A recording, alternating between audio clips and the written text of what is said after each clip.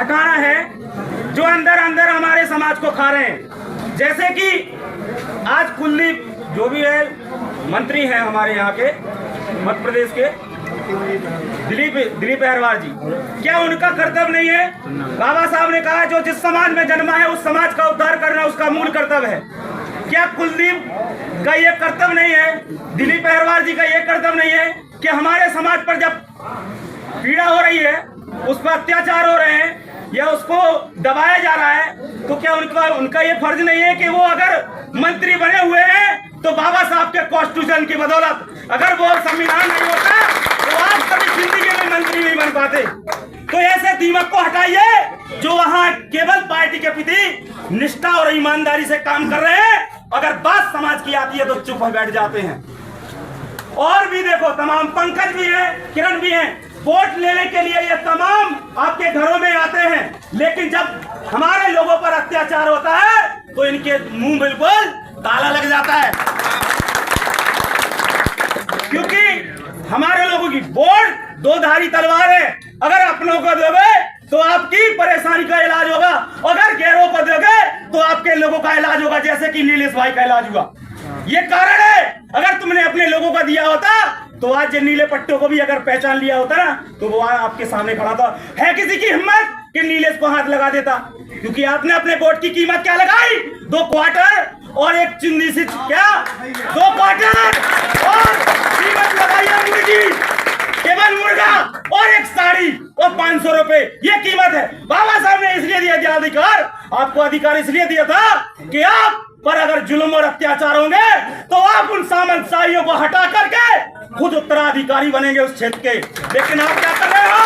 ऐसे मनुवादी मानसिकता के लिए वो तानाशाही लोगों को राजा बनाने का काम करते हैं, क्योंकि ये वोट आपको राजा बनाने के लिए दिया था। बाबा साहब ने कहा ये वोट वो अस्ते जो हिंदू धर्म के ब्रह्मास्त्र से भी सबसे बड़ा पावर है। अगर आपके पास वोट नहीं होता तो ऐसे मनुवादी मानसिकता के लोग, जातिवादी के लोग आपके घरों में छूने नहीं आते, क्योंकि जब आपके पानी नहीं पी सकते, आपका खाना नहीं खा सकते, तो कि वो आपके वोट लेने इसलिए आ रहे हैं कि बाबा साहब के वो वोट में ताकत है। नहीं तो आपके कोई आता आपकी बस्ती में जो आपका पानी नहीं पीते हैं, जो आपका खाना नहीं खाते हैं, वो आते हैं। लेकिन बाबा साहब के पावर उस वोट में है कि गद्दा जैसे लोग आपके पैर छूते हैं।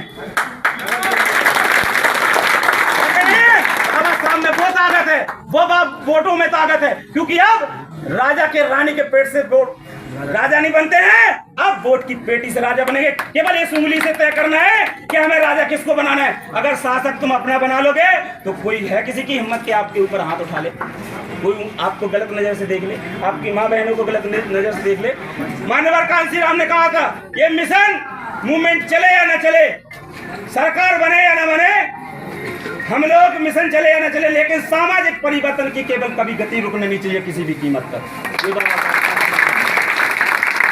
साथियों, बाबा साहब ने कहा था उन्नति के लिए शिक्षा और शिक्षा के लिए शान। अगर उन्नति में आने वाले बाधाएं कितनी भी आए, उसके लिए चाहे कितनी भी कुर्बानी देनी पड़े, वो कुर्बानी के लिए हम लोग तैयार हैं। ये बाबा साहब कह रहे थे। और बाबा साहब ने खासकर ये भी कहा था कि उन सवर मीडिया पे कभी भरोसा नहीं करना, चाहे ट्रांजैक्शन हो चाहे प्रिंट मीडिया पे कभी भरोसा नहीं करना, क्योंकि वो लोग आज ना आज थे न कल हमारे हैं। क्योंकि आज हमारे साथ है तो हमारा समाज, और आज आपके पास है ना सोशल मीडिया चला रहे हो ना, खुद पे भरोसा करो। ये 15% का भी आपकी बात नहीं रखेंगे, क्योंकि आज जो ब्राह्मण समाज के लोग हैं ना 70% एक सर्वे करो, वो सबसे बड़े उच्च पदों पर बैठे हैं। आज जो ओबीसी समाज का चुप बैठा है ना, वे बाबा साहब ने अगर आरक्षण नहीं दिया होता तो इनको ऐसा लगा कि हमारे जब समाज शेड्यूल कास्ट को आरक्षण मिला तो इन्हें कहा लगा कि इनको डंडी मिल गई तो हमें भी पीछे से चाहिए। आज आरक्षण की लड़ाई लड़ रहे हैं। अरे पहले भी जाग जाते बाबा साहब, तो पहले भी तुम्हारे लिए लड़ाई लिए, क्योंकि जातिगत जनगणना के लिए संसद में बाबा साहब ने इस्तीफा दिया ओबीसी समाज के लिए। आज से नहीं लड़ रहे बाबा साहब, लड़ाई बहुत पहले से लड़ रहे हैं। आर्टिकल 340 में सबसे पहले आरक्षण किसको दिया? ओबीसी समाज। फिर भी ओबीसी चुप है। क्यों? जो आज इस देश में सबसे ज्यादा प्रोपोगंडा और पाखंडवाद और रूढ़िवादी प्रथाओं का हो रहा है, वो ओबीसी हो रहा है।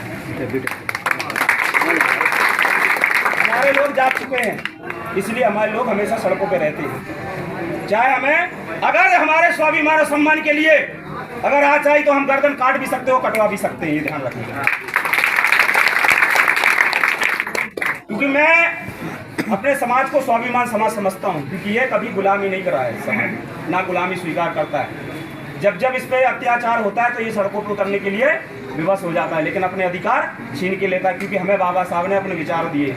अगर साथियों यहाँ से जो भी कुछ सीख के जाओगे, एक भी महापुरुष को पढ़ लेना घर पे जाके, अगर वाकई में अम्बेडकरवादी हो, ये जय भीम बोलने से अगर भारत में आपकी मानवर कांसीराम और बाबा साहब का सपना पता कि कब होगा पूरा। उन्होंने कहा था कि मेरे समाज का शासक बनाने का अंतिम लक्ष्य है। आप शासक बन पाओगे ऐसे?